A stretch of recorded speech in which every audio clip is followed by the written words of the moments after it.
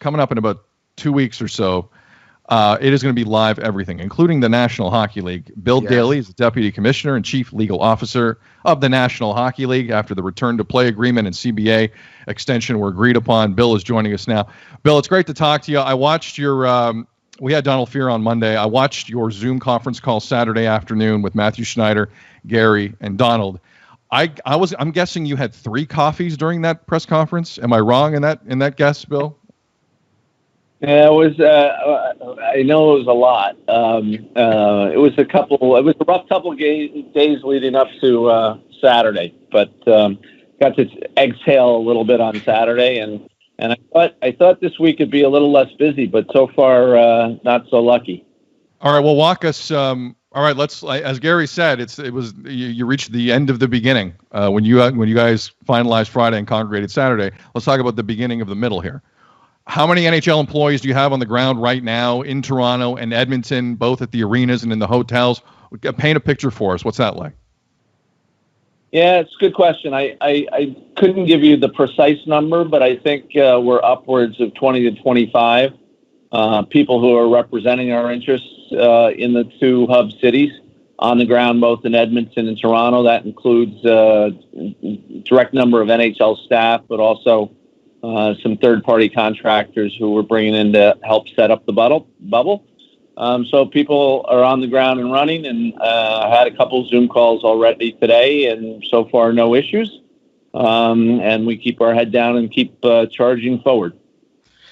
The thing I've loved about your plan throughout the phases is how fluid it's been, but also how pragmatic you guys have been in taking your time and measuring 300 times and cutting once. You're now we're all seeing some other bubbles, some other quarantine situations in other North American sports. Are there any early learnings that you guys have seen that maybe you can apply to what you're doing, good, bad, or indifferent? No, I don't think so. I mean, obviously, they're all models that we watch and we monitor, and they monitor. They do the same with us. So, I think we're in a good spot where we share information where it can be helpful.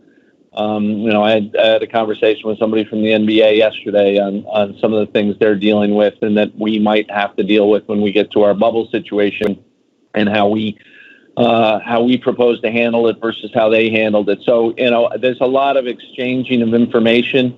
I think you learn a lot on the basis that, they're a little bit in front of us in terms of timing. So there are things you can learn with.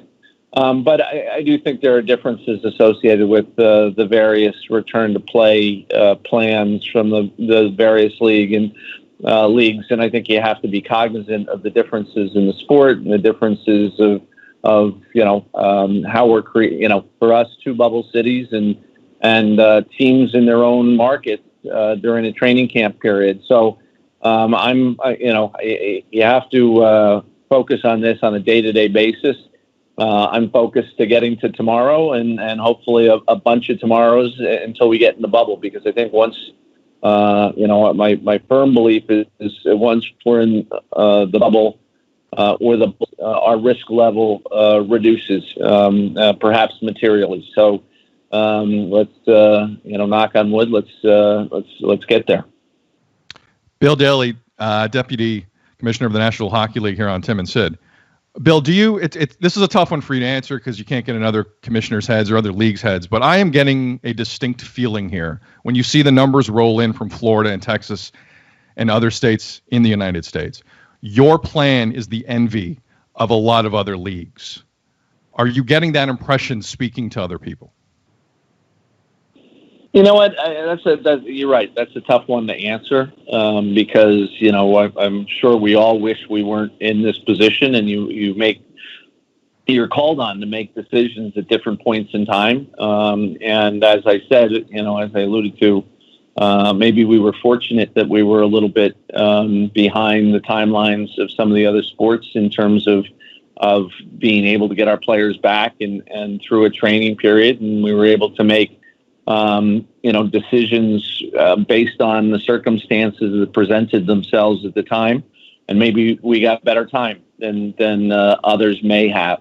Having said that, we believed all along that part of what keeps a bubble healthy and safe is how strong you can keep the perimeters of the bubble. So even if the bubble itself is in an area that may have a higher COVID rate, that if you're taking all the precautions and you're keeping the players and club personnel secure within your bubble, the bubble is the most important part. So I guess we get the benefit of what we hope will be a very strong bubble in two environments that are probably more COVID-free than some of the other environments we were considering.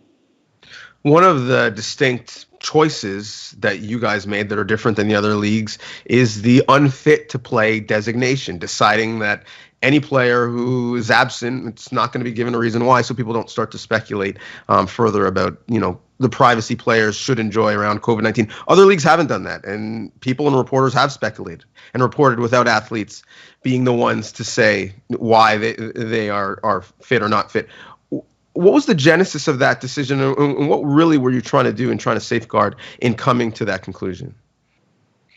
Well, I mean, I think you hit the nail on the head when you said that, medical privacy and medical privacy of our players is something we value and prioritize very highly. We recognize the issue that might be involved, particularly once we get into a competition phase. We raised it with the Players Association, 10 days ago. Talked it through.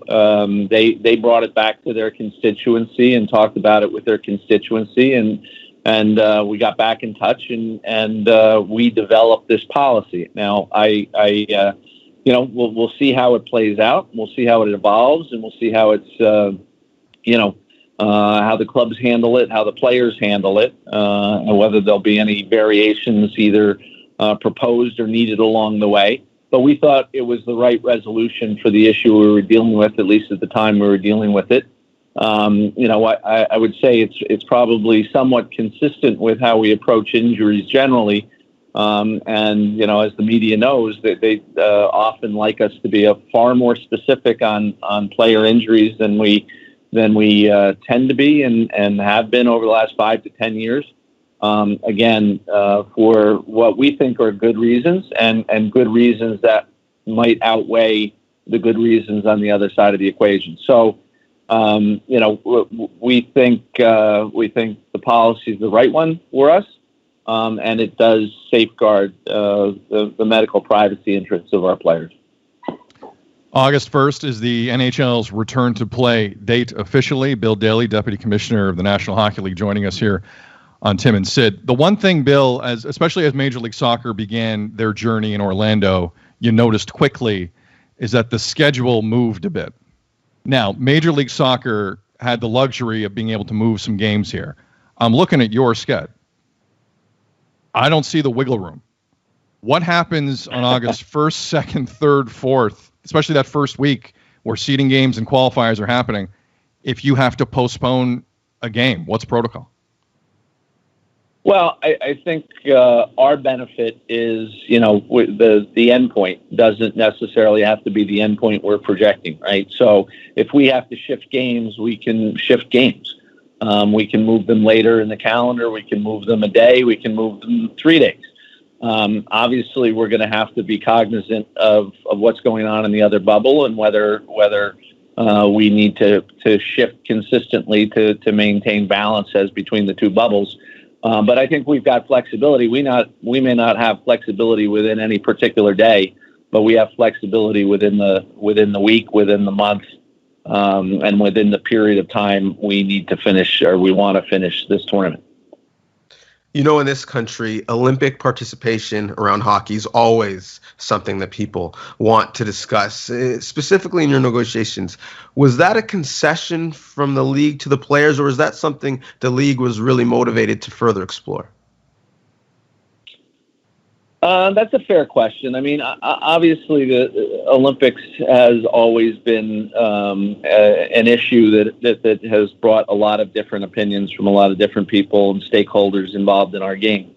And certainly, I think with respect to particularly participation in Olympics at that are not held in North America, I think the majority of our ownership were more in favor of not engaging in Olympic participation than were in favor of engaging. Having said that, we recognized all along that this was something that was important to the players. They never were shy about telling us that across the table. And in coming to an agreement, an overall agreement on a framework that we think is going to be really good for the long-term interests of both the sport and the business of the sport, that this was an appropriate part of the package. And there were reasons to do it. There were, that went beyond just making that concession to the players, that we could, given the right conditions, perhaps capitalize on those opportunities more than we've been able to do in the past. And we're excited about seeing how that plays out and being part of that. Hockey returns officially August 1st. Bill Daly is Deputy Commissioner of the NHL, joining us here today on Tim and Sid. Bill, the NBA have what has become a much talked about anonymous tip line in their bubble.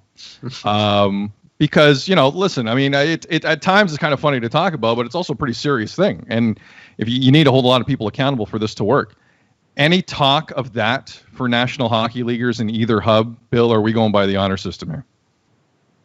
Well, I'd have to go back exactly to our Phase 4 protocol. Obviously, compliance and enforcement are big parts of our protocol in Phase 4. And we make it clear in there. There are people with responsibilities specifically directed to enforcement and compliance. So, we want to make sure everybody's taking it seriously. We want to make sure that the protocols are being observed. And, we certainly outline penalties for people who are in violation of those protocols, including up to and including expulsion from the bubble. And if you're not in the bubble, you can't play the game. So, I don't want to make light of it. It's a very, very important issue. We're trying to keep everybody involved in that environment as safe as we possibly can be, and that goes beyond the players. And for that to happen, people need to take this stuff seriously. And I would say, for the most part, at least as reported to me, while we probably went through a period, probably throughout North America, where people were a little more lax. After the strict shelter in place and quarantine in place restrictions started to lift, where people got a little lax with their social tendencies and they're congregating in groups and their bar scenes and the like, and that probably included some subset of our players. But I think the attitude has changed and will continue to change, and these are serious issues, and I think I have confidence that our players will recognize that, as well as our other club staff, as we move into this bubble environment. So, Bill, forgive me for digging. I'm just not aware. Is it a one and done rule for players and staff if you break quarantine, or is it a case by case basis? So it's probably not as express as that. It calls for certain penalties up to and including expulsion from the bubble. But not all violations are the same. I think you have to have some ability to kind of judge and assess what was done and why it was done, and what its potential risk causing factors are. And make an appropriate assessment. One of the, I suppose, unintended consequences to, the time we all have and the conversations we all have is the racial reckoning that we've seen. And I'm actually really proud of the Hockey Diversity Alliance and those guys and the work that they've done. It's a great example of leadership, specifically in your sport. As sports start to return and come back, we're seeing different anti-Black racism initiatives and anti-racism programs. Is there a specific plan for the league to do something as the games start to restart? That's a fair question. We do have a dialogue, an ongoing dialogue with the Diversity Alliance, and they brought some ideas to our attention, and we're in discussions about some of those ideas. We already have a fairly aggressive agenda in this area. I think the happenings of the last month or 2 months certainly have raised the urgency, raised the awareness that we have to do more and we have to do it faster. I think we share that objective. So I can't promise you what specifically that means in conjunction with our return to play per se. But certainly, it has attained a very high level on our priority list in terms of action steps we need to take going forward. Bill Daly joining us here on Tim and Sid. Where are you and Gary going to be through all this? Like I made the assumption when the news came down Friday that you'd probably be in your league headquarters in Toronto, and then when the conference finals and Stanley Cup happen, you guys go out to Edmonton. Is that kind of the plan? Really good question. Gary and I have talked about that a couple times over the last couple of days. As you know, or you probably know, the border crossing and mandatory quarantine rules in Canada are challenging from a kind of a time perspective, particularly for people who are not going to be in the bubble for the duration. And I think it's safe to say that neither Gary or I really have the luxury of time to spend, the 60 days in the bubble and still do our normal day jobs. So we gotta figure out what that means in terms of our live attendance at games, and how we go about doing that. And so we're gonna do everything in compliance with what the rules are, but those rules can be challenging when it's going to become live attendance for some of our personnel, including club personnel, by the way. If a person is not one of the 52 traveling party people from a club, and they want to attend a game, even if they want to attend a game outside the bubble, which there'll be some capacity to do, that means they have to get to if they're coming from the States, that means they have to get to Canada and quarantine for 14 days before they can attend that game. So it certainly will create some challenges. I don't think that's necessarily a bad thing. That's why the rules are in place, to create a safer environment. And if it has the effect of keeping some people away that otherwise would be attending these games, that's not necessarily a bad thing. Less people, less risk. And that's what we've stressed to all our club people and league staff people as we talked about what we're about to engage in. Bill, you've been great. One last quick housekeeping question before you go. Sheldon Keefe and the Leafs, for the first 2 days of Phase 3, had officials on the ice just helping them scrimmage. Sheldon Keefe today just told the media they were asked by the league to not do that. What's the league stance in that regard? Why'd you ask them to stop? Great question, and we did. It goes to what I just said about less risk, introducing people from outside, kind of the team community, to come into what is it's not the bubble, but it is a secure zone. Our protocol has limitations on the number of people who can have any type of access to the players. Obviously, officials on the ice, while it's not close direct access to the players, you're working with the players and introducing kind of outside people who haven't been under constant testing, even if they're tested on the way in, does increase the level of risk, and we want to minimize the level of risk. So we have asked our clubs to the extent they want people to perform an officiating role in team scrimmages, that they should be using in-house team people as opposed to amateur officials. Understood. Bill, really appreciate it. I know you've been swamped here, and there's still a lot of work to be done. Nothing but health for your entire league, and hopefully we get to that last week of July and into that weekend ready for a lot of hockey. Appreciate it. Thank you. Thanks for having me, guys, and stay healthy and safe.